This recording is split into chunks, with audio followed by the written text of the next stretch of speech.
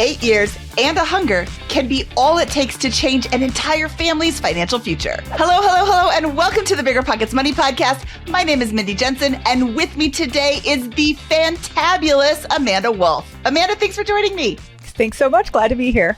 BiggerPockets Money is here to make financial independence less scary, to introduce you to every money story, because we truly believe financial freedom is attainable for everyone, no matter when or where you're starting. And today's guest is going to absolutely prove me right, which is my favorite kind of guest. Today, we are speaking with Delyanne, the money coach, who also happens to be a good friend of mine in real life. Delyanne is so amazing. She is killing it in the financial education space, but it wasn't so long ago that she was also in a ton of debt and hated her quote unquote dream job.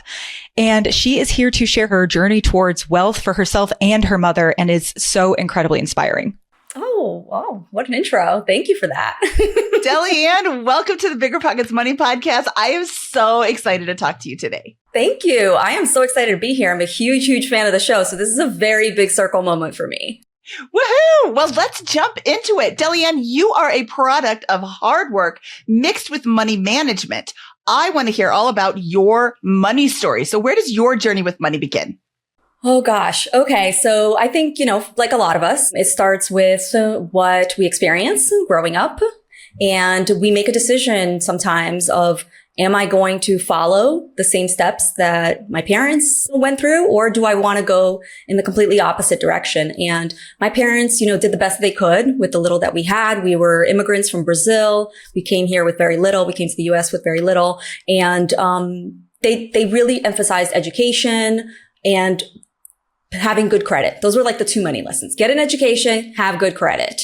And you know what? I'm grateful for those two things, because I did stick to that, and it did help me a lot. But that was the extent, right, of money education. But somehow I after my parents' divorce and seeing my mother struggle, I knew that I didn't want to end up in that situation. I never wanted to be so dependent on somebody that I was left to start all over again and really struggle. And so I became an avid saver, and I became very frugal. And honestly, sometimes I say, frugality comes out of necessity. And that's where it really drove that, was necessity. It wasn't so much let me cut costs because it would be nice to do X, Y, and Z. It was because you had no choice. You had to know where every dollar was going. So I always saved money, was frugal, and really focused on my education.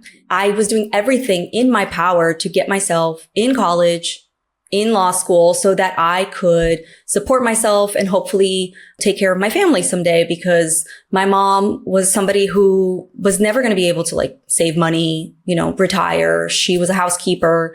And I think my mom only went through 5th or 6th grade. So I was her retirement plan. And that's something that's very common in immigrant Latin families. Being the eldest daughter of 3, the pressure was on, so every decision I made was is this getting me closer to that goal? Is this getting me closer to the goal of being able to take care of my family someday, taking care of myself, and hopefully, landing the dream career, which at the time was being an attorney. So that's kind of where the journey started. Did your siblings have the same attitude about money? So funny enough, it's so funny how you can grow up in the same household and people come out with different money beliefs. And me and my sister, my middle sister, we are very different. And she's actually helped me with my money mindset a lot, because like I said, I was very frugal, and my sister somehow through her, networking and meeting different people in her life, she was exposed to millionaires very early on. At 16, 17 years old, my sister was working for people who were multimillionaires. And so she got a glimpse of what that life was like. And she saw that they were entrepreneurs and that they were not, doing the typical 9-to-5 lifestyle. And she I think she started her business at 17 or 18 years old. So she became an entrepreneur very young, and knew that, that 9-to-5 lifestyle was probably not going to be her path. So we actually went in the complete opposite directions. I went very formal education, and she also got her master's in marketing and everything, but she knew entrepreneurship was her goal. And so not only did she want to make more money, but she also wants to spend a lot of money. My sister likes nice things. She likes the finer things in life. She's introduced me to a lot of amazing hotel brands that I never knew about. We've taken fantastic, luxurious vacations. And it's all because she opened up that world to me. It's just so funny how, like I said, we grew up together, but we both came out with like two different money philosophies. Yeah. Yeah. And as somebody who has met your sister, I can say that she definitely just exudes like luxury and like all the finer things in life. And so I love hearing that. But I wanted to ask you a question. So would you say that the core memory that kind of inspired you to break this cycle was your parents split? Would that be correct? Definitely. So then did you feel like when you were that age, when you were really young, that like you were responsible then to take care of the entire family? Like what was that dynamic like between your mom and your sisters? Was your mom just at a place like, yeah, Delyanne, go take care of us? Or how did that feel at that age? And what did that look like? Yeah. So I was about 14, maybe just barely 15 when my parents split up. And my mom was, the typical like, and I don't want to say typical because obviously I think things have changed so much even in the last 10, 15 years, but she was basically hands off with money. It was my father's job to handle all the finances. She like didn't know what the credit card bills looked like. She didn't know where the, condominium bill went. She didn't know anything. And so when my parents split up, it was under very severe circumstances. My father became mentally ill. He had practically had I think it was like a nervous breakdown. It was basically overnight. Overnight, our family went from being like a normal, hardworking family, but like very normal to completely shattered. My mom not knowing where the money was going to come next month to pay the mortgage. And I was the oldest. My sister was about 11. My little sister was 4 or 5 years old. So yeah, it was on me then to basically step in as a pseudo parent and help my mom because she literally was not going to be able to make the mortgage. She's like, I'm not going to be able to pay the condo fee this month. And I was working a part-time job at like a Walgreens type place, but I was, helping her pay the mortgage very early on. Like at 15, 16 years old, I was giving her whatever money I made so that she could pay the bills. And it was a very, very tough time for our family. Very tough. I could see the strain. I could see the stress. She would come home super stressed, a lot of anxiety. And that was, obviously now I'm connecting all the dots because when you're 15 years old, you're just like, I hate you, you're the worst. But now like you're a grown up, you're like, yeah, she was under a lot of financial stress. That experience was what drove me to be like, wow, I never ever want to be in that position where I'm so lost about money. And I don't have a backup plan and I don't have a safety net because look at what that caused, our family to go through. So what made you choose law school? That's a lot of school. I am not an attorney, although I do have a University of John Grisham degree, so I'm practically an attorney. But law school is the first 4 years that everybody goes to when you graduate with a 4-year degree. And then there's an additional 3 years, which is not free. So why was law school what you chose? Because I hate math. That's the honest answer is I am terrified of math, even though I took calculus. Okay. I took AP calculus and it passed. But I was terrified of math and it was literally going to be medical school or law school. And I'm like, I think there might be math in medical school. So I'm going to go to law school. But also all joking aside, I wanted to be in the public interest space. I wanted to help people. So I always knew I wanted like a service driven job. And I specifically I was between immigration law and employment law in law school. I knew I wanted to help that community. And at the last minute, I decided to shy away from immigration. It was because it just felt very formulaic because a lot of the laws are like codified and it's a tough industry. And I decided I wanted to do employment law, but I only wanted to represent employees. I never wanted to be on the side of, the big companies and the employers. I always wanted to be on the side of the employees. And I had like a dream firm that I wanted to pursue. And I thankfully landed a job there. And that's basically where I practiced law, like for 7 years was with that firm until I moved on to the next gig. But yeah, law school was 3 years. I'm like, I can get in and out in 3 years. I can start working. I can start making money. I can start helping my family. And so I was all about, yes, I want to help people, but I also want to be as efficient as possible so that I can make money and help my family. You chose the path of becoming an attorney. What was the motivation? Was it just the 6-figure salary and a prestigious title? Well, I wish I could say it was, the salary, but the truth is that a lot of attorneys do not make a lot of money out of law school. I think there's this stereotype that if you go to law school, you're immediately going to come out making 6 figures. But if you want to do public interest like I did, you're definitely not going to be making six figures. I mean, I was very lucky to land a job that was making about $85,000 out of law school, which in a lot of places in America would be a lot of money, but I was living in New York City and I had $150,000 in student loans. So that was barely paying, my day-to-day living expenses.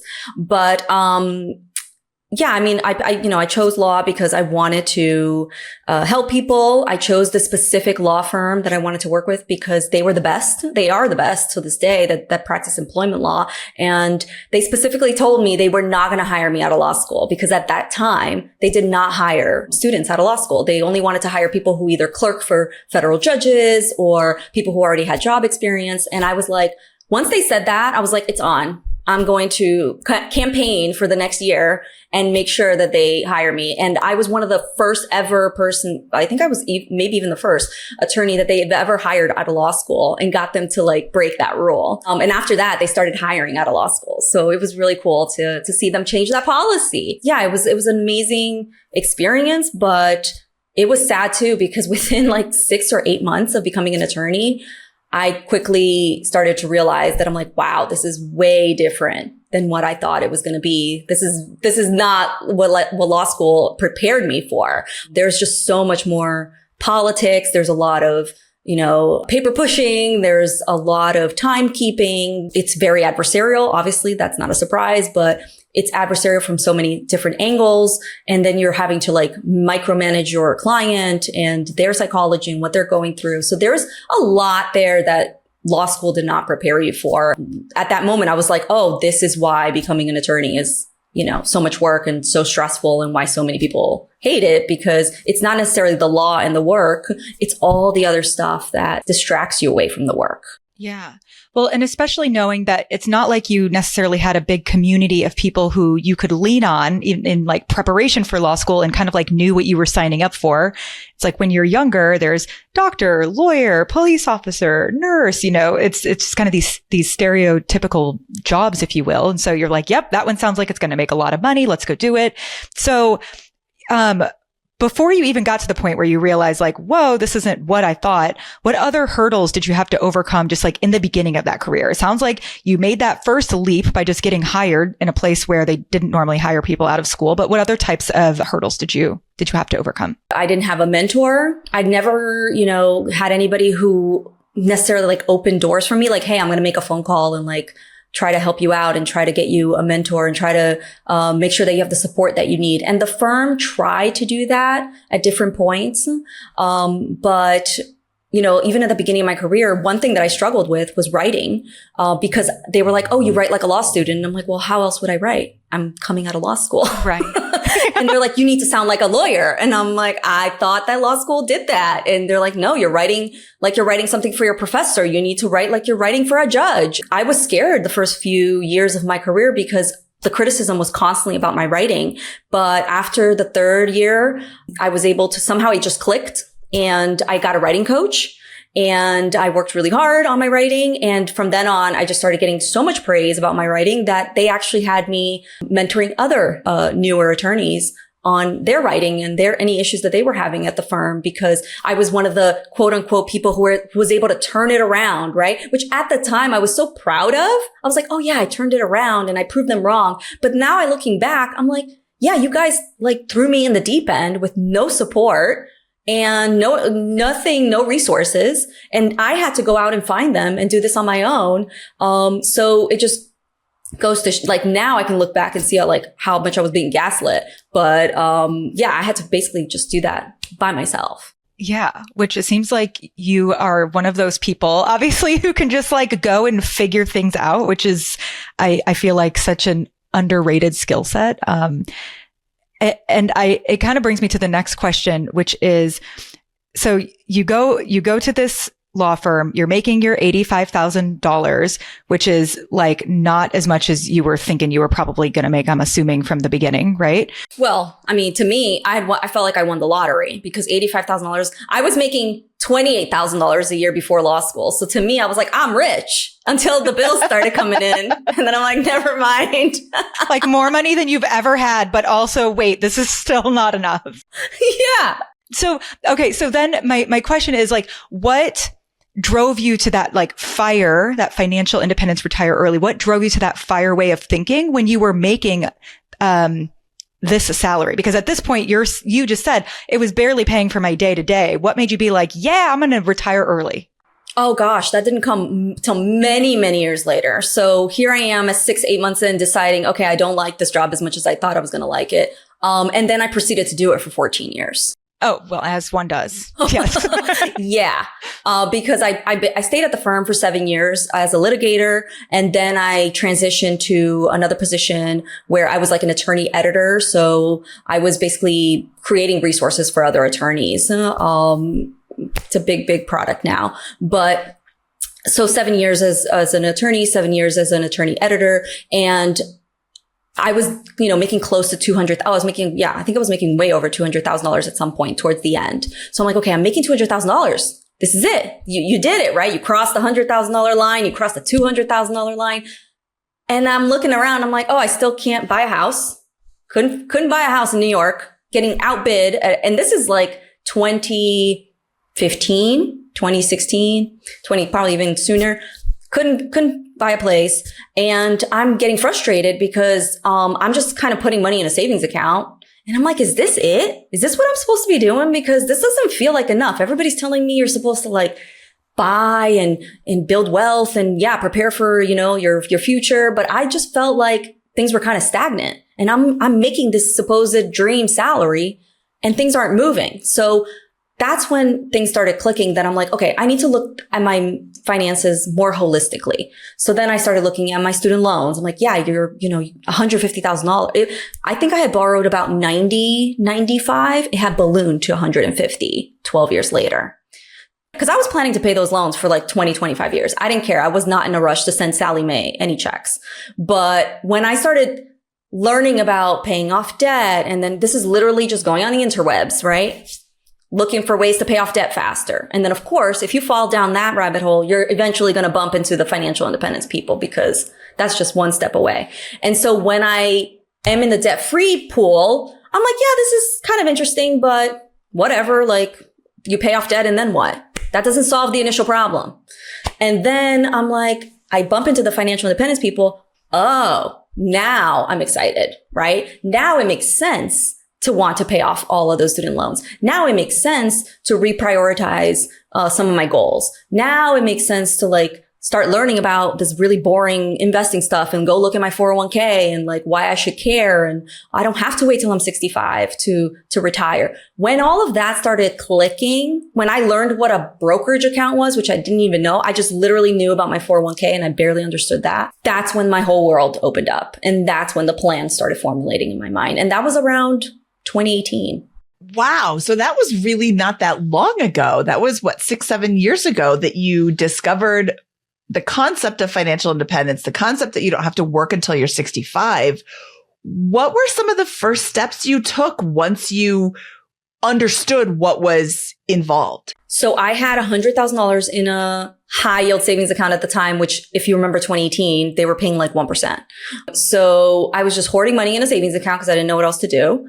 And I was trying to buy property because everybody's like, you got to buy property. That's the way.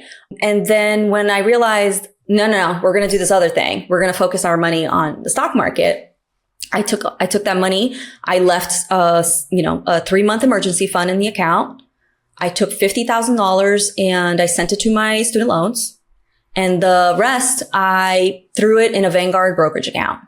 That was like the first few dollars that I ever invested by myself outside of a 401k. Was that I think it was about $35,000 in a Vanguard brokerage account. And that was in 2019, about 4 months before the pandemic and the stock market crashed. So when people are like, I'm so scared to invest because what if the stock market crashes? I'm like, I did that. Yeah. I did exactly what you're scared of. I put money when the market was at an all-time high and it crashed 4 months later. And guess what? That money has 3x and 4x since then. So don't think about that.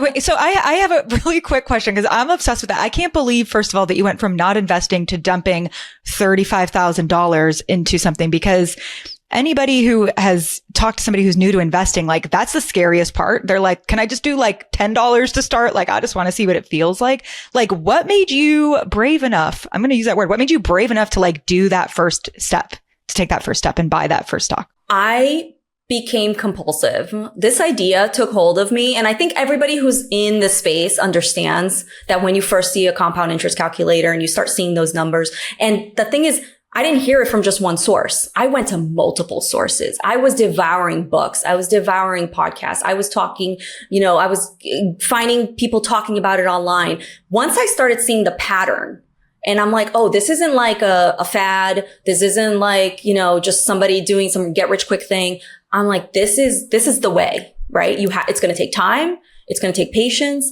I saw all the pros and cons and I was like, okay, I'm in it. I'm going to do this. I'm going to invest this much per year. I'm going to try to retire by like 45, 47, maybe 50 at the latest. I was just so happy to have found something that gave me an out of that career way before 65.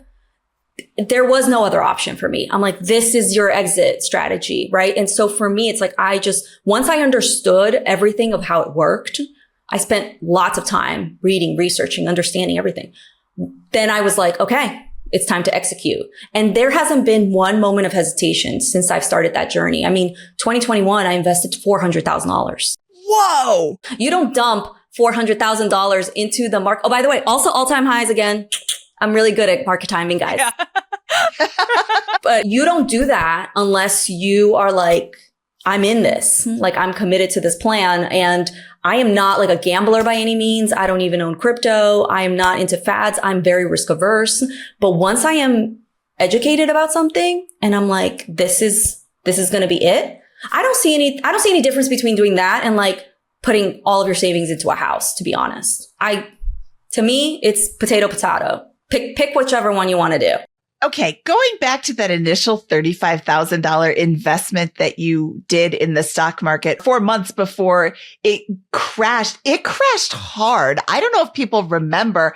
I'm a huge market nerd, and I remember it crashed on March 13th. And it didn't just drop a little bit. Over the course of 2 or 3 weeks, it plummeted. How did you feel?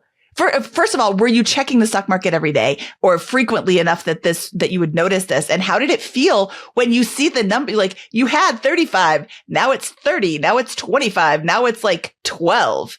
How did that feel? So funny enough, I felt prepared because, again, I had read so much about stock market crashes and the 4% rule and how it bakes all that in, and that I was investing for the next, 15, 20 years. This is not money that I was going to pull out anytime soon.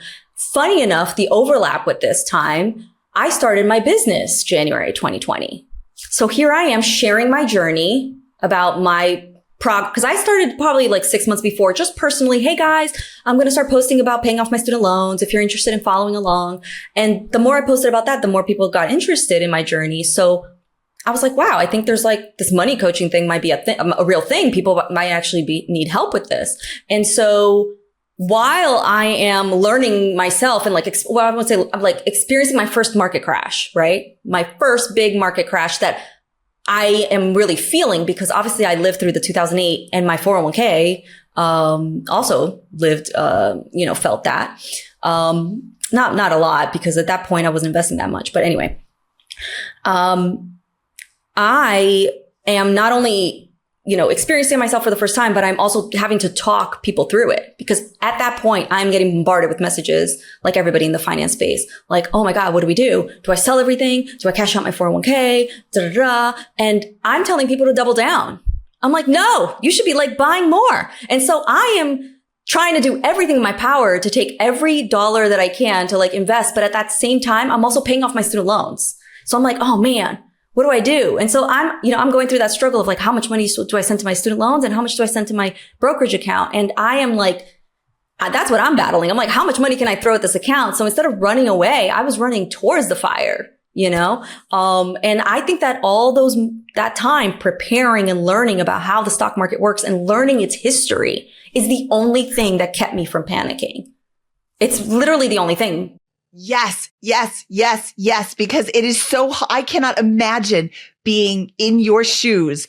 Okay, I am going to start investing in the stock market. Here's $35,000 and look, poof, now it's 12. So I can't imagine being in that position. It was hard for me, and I've been investing since God was a boy. So I have been through multiple downturns. I'm sorry, I've never heard that. That is so funny. It's been a minute, and I've been through multiple downturns, and I don't love it, but I have faith that the stock market will eventually go back up. So to see such a drastic drop. Now, we did have a rebound, and I think it was back to similar levels by like June or July or August of that year. It was one of the shortest crashes in history or something.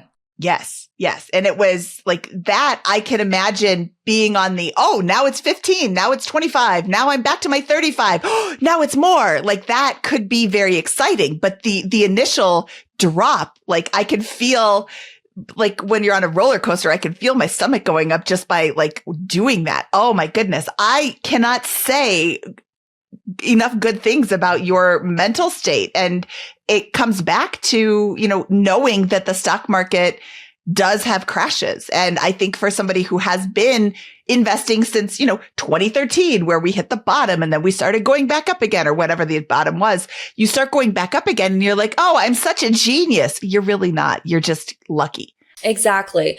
Like I've been investing since 2011. That's when I started investing in my 401k. But I'm telling you, I did not look at that 401k for years. Like I just forgot about it. The money was coming out of my checks and I didn't even understand what it was. I thought a 401k was like a super savings account for a long time. I did not understand that a 401k meant stock market. And that is still one of the most common things that I answer to this day. People are like, oh, when you say invest, do you mean 401k? I'm like, yes, you're in 401ks, investing in the stock market. And I never ever judge any kind of question that I get because I've been there. I didn't know that either. So, I didn't even look at my 401k. And when I started looking at it, when I became financially awakened, that's when I was like, oh, there's money in here. Oh, this is like grown a lot. So I had put in over a 12-year period about $94,000 and it had grown to like over $300,000. I'm like, oh, this is real money. So again, that also reinforced me and that helped me to cope during that 2020 period because I was like, yeah, I remember everybody talking about how awful their 401ks were doing from 2008 to like 2013. I'm like, it's happened before. It was a lot worse then. It's gonna be okay now. And I don't know, just something in me just knew that like the economy was going to be strong enough to endure. And I was right. Delyanne, we were talking about you leaving your job, but that in theory is super easy to talk about. The actual going through with it can be really nerve-wracking and kind of scary. So how and when were you able to finally leave this like 6-figure salary? Yeah. So, that was also a big surprise out of nowhere. I did not see that coming because I started my business in January 2020 and my sister's a business coach and I turned to her and I was like, hey, I think I found the thing that I've been looking for all these years, like, that will finally get me out of law. I really want to pursue this, money coaching. I want to like help people pay off their debt and I want to help them invest. And she's like, let's go. And she started coaching me from the beginning. And she asked me, how much do you want to make per year? And I'm like, I don't know. If I made like $10,000-$15,000, I'd be so excited. I've never in my life earned money outside of a paycheck. I couldn't imagine people paying me for like, coaching advice. I've never been an entrepreneur ever. I told my sister for many years, I am a worker bee. I will never be an entrepreneur. That is not who I am. God, I was so wrong. If I could go back, I'd be like you were so wrong. So yeah, that first year, I easily cleared like $150,000. By the next year, I was $1.5 million. So by March of 2021, I was exceeding my salary at work by multiples. In 2 months, I was making what I made an entire year as an attorney. And so it did not make sense to stay at that job when I had this business that clearly was just exploding. And I was working 2 jobs, I'm working my full-time job and I'm running my business at night and on the weekends. And I was burning the candle at both ends, but I was so scared of quitting my job because again, I was like, what if this is a fluke? What if it like poofs and disappears the next day. I don't know. Like, I just had so much fear that it would just disappear.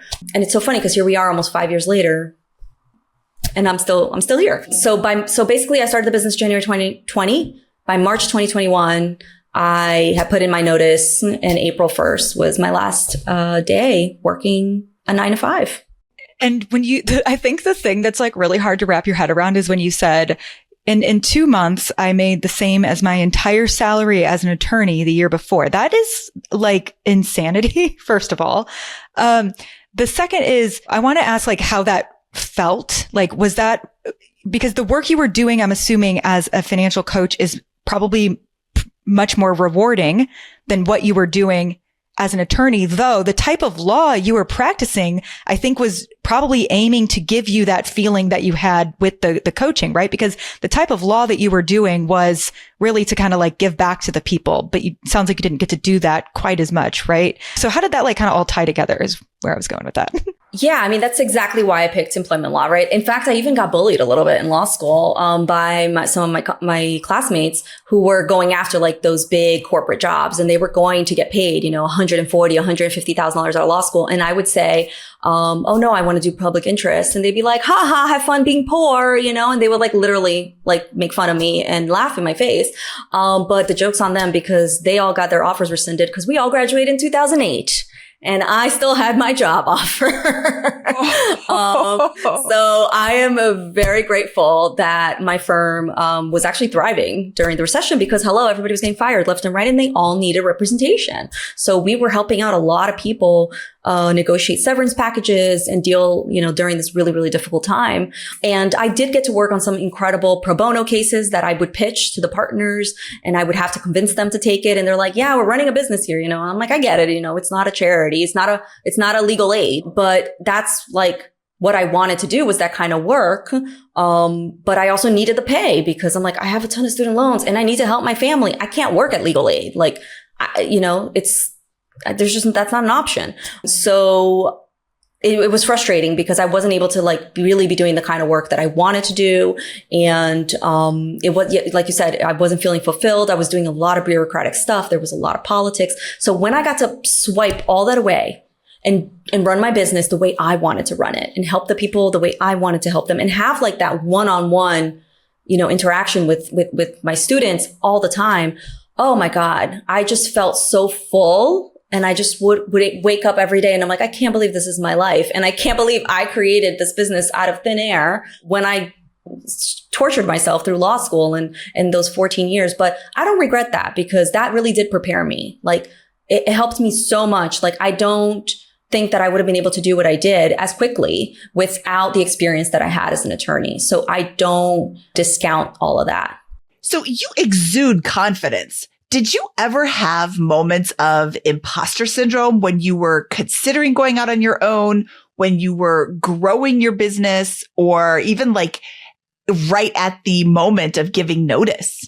Yeah, not when I was giving notice, because let me tell you, there are 2 great days when you work. It's the day you get the job and it's the day you quit. Everything else in between is whatever.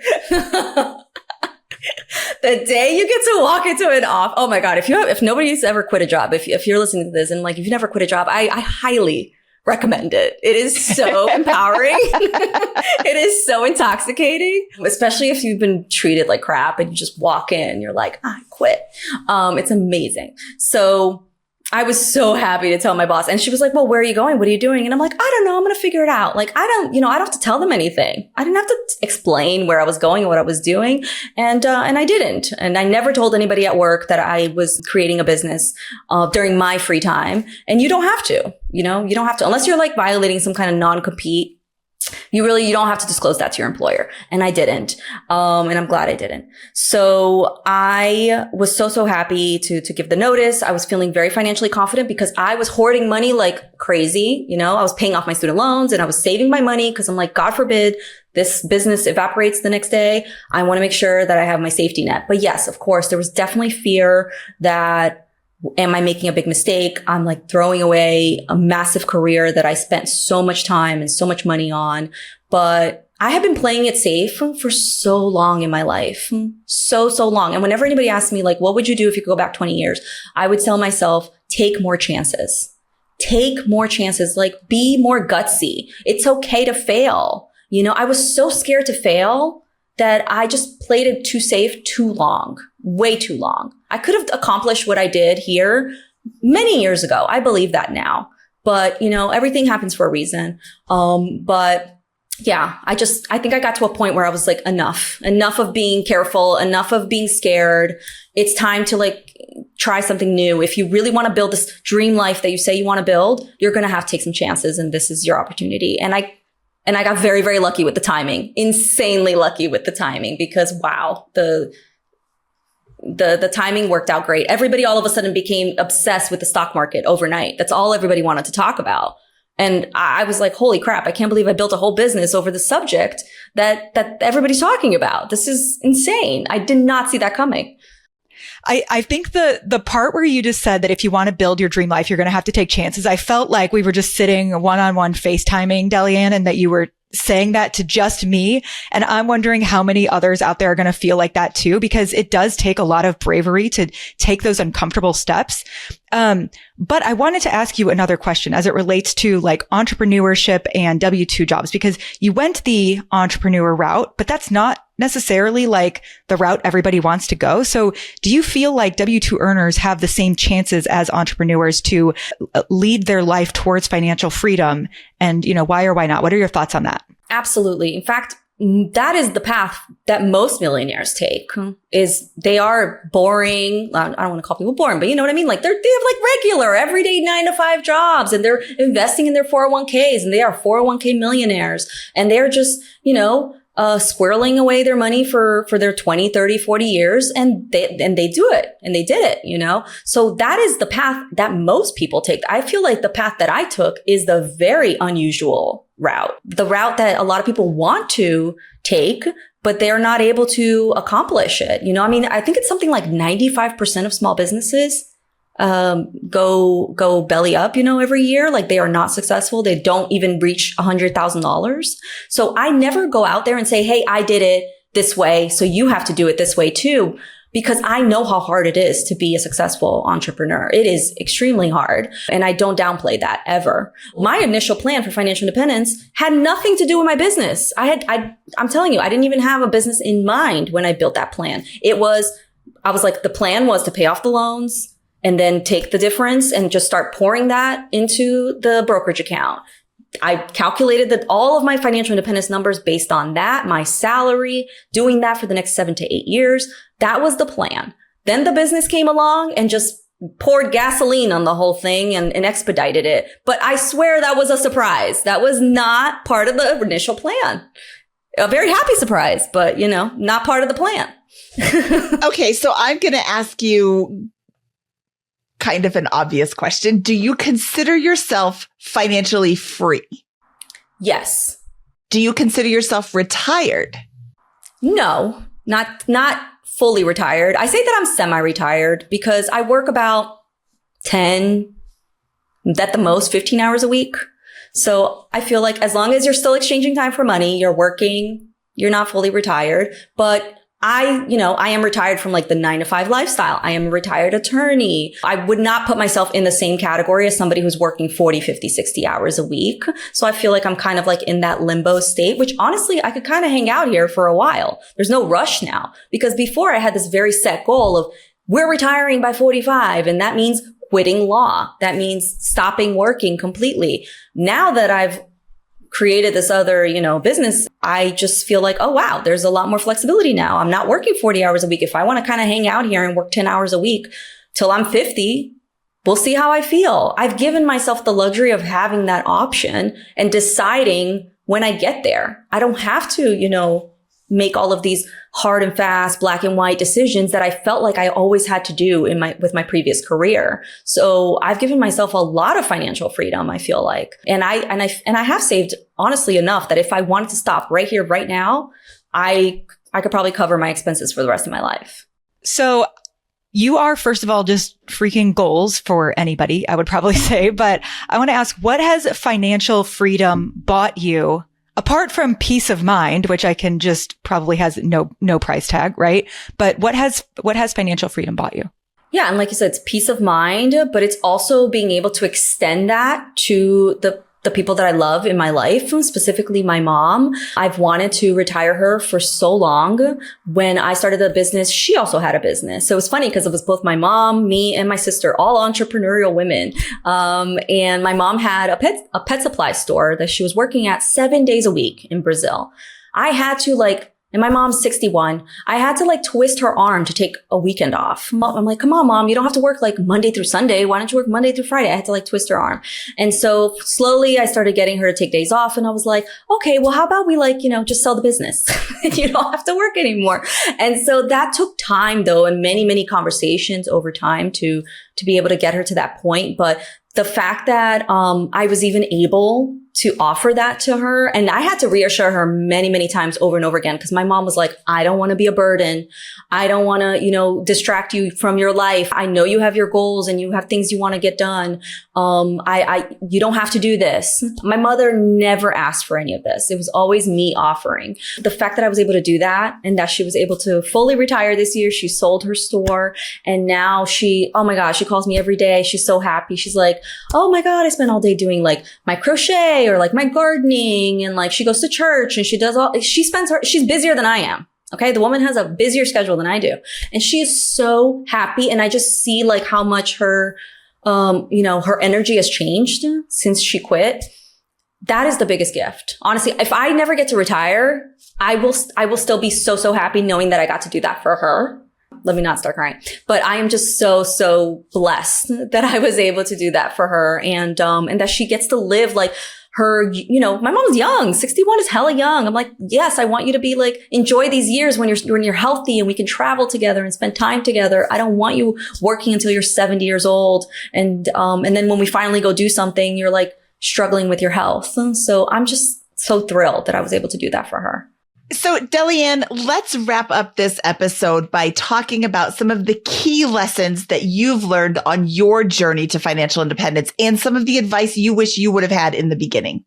Yeah, I think just like I mentioned before, the taking more risks. And taking more risks doesn't mean gambling, right? You can take measured risks. You can take calculated risks.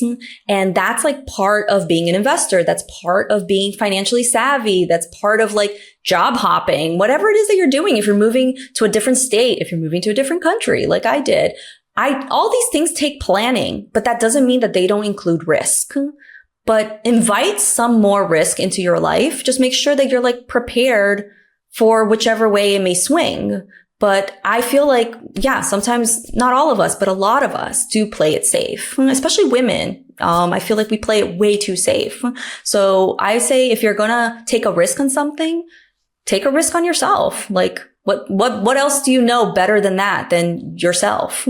And who knows, you might surprise yourself. I know I did. Delyanne, this was so much fun talking to you today, and we will share Delyanne's contact information in our show notes if you want to connect with her. You can connect with us at BiggerPockets.com, and you can tap our community by posting in the forums, which are located at BiggerPockets.com/forums, where you can ask your questions, share your goals and successes. All right. Delyanne, thank you so much for your time today. This was so much fun, and we'll talk to you soon. Thank you. All right, Amanda, that was Delyanne, the money coach, and holy cats, thank you so much for introducing us and suggesting that she come on the show.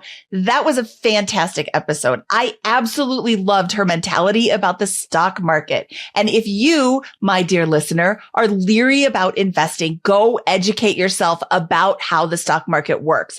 I believe everybody that I know believes that the stock market will go up. It might be going down right now, but it will go back up. And I just loved the way that she was able to overcome such a shocking drop when she first started investing. There is nothing more empowering than feeling educated and feeling like you know what's going on and being able to semi-expect the unexpected. So I completely agree with you, Mindy. And, another piece that I really liked is around, at the end when she said to take risks and to take a risk on yourself because you know yourself best. that really hit home for me because I've just never heard it phrased like that. And I'm like, yes, we know that you should take risks and get outside of your comfort zone, but you know yourself best. So why not take a risk on you? And I thought that was just such a beautiful way to encourage you to do the uncomfortable thing and to go out and to take that next step to do whatever that thing is that you've been putting off. And I like how she said, take risks, not gambles. It's not the same thing. It can feel like the same thing, but it's not the same thing. They're calculated risks. So don't just like throw it all on, black at the roulette wheel, but think about what you're doing. Think about how you can succeed and then pursue that. Absolutely. Take the calculated risk. Take the calculated risk. Yeah. Not a gamble. All right, Amanda, this was so much fun. Again, thank you for introducing us to Delyanne. That wraps up this episode of the BiggerPockets Money Podcast. She is Amanda Wolf, and I am Mindy Jensen saying, "Fui, chickadee." BiggerPockets Money was created by Mindy Jensen and Scott Trench. Produced by Hajar Eldas. Edited by Exodus Media. Copywriting by Nate Weintraub. And lastly, a big thank you to the BiggerPockets team for making this show possible.